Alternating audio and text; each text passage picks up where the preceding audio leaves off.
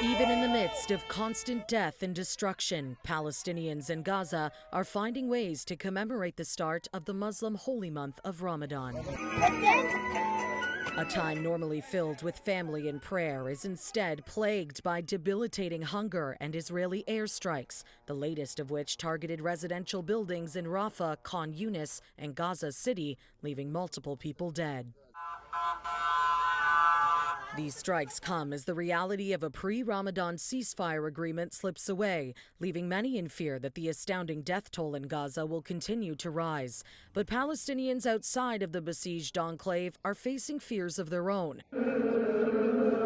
Al-Aqsa, one of the holiest sites in the world for Muslims, sits on top of a hillside in Jerusalem's Old City and has proven to be a source of friction in the past, particularly during Ramadan when tens of thousands head to the mosque to pray.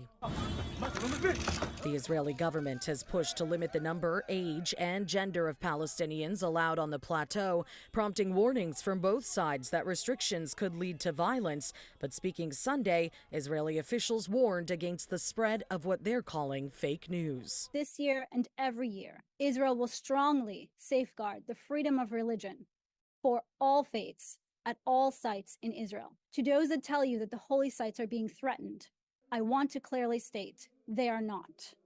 To those that say no worshippers are being allowed access to Al-Aqsa for prayers, they are wrong. Thousands of Israeli police have been deployed to the Old City ahead of Ramadan prayers, and while they remain in Jerusalem, the country's president is in Amsterdam. Isaac Herzog met with the Dutch king Sunday to open the country's new National Holocaust Museum. Remember the horrors born of hatred, anti-Semitism, and racism, and never again allow them to flourish.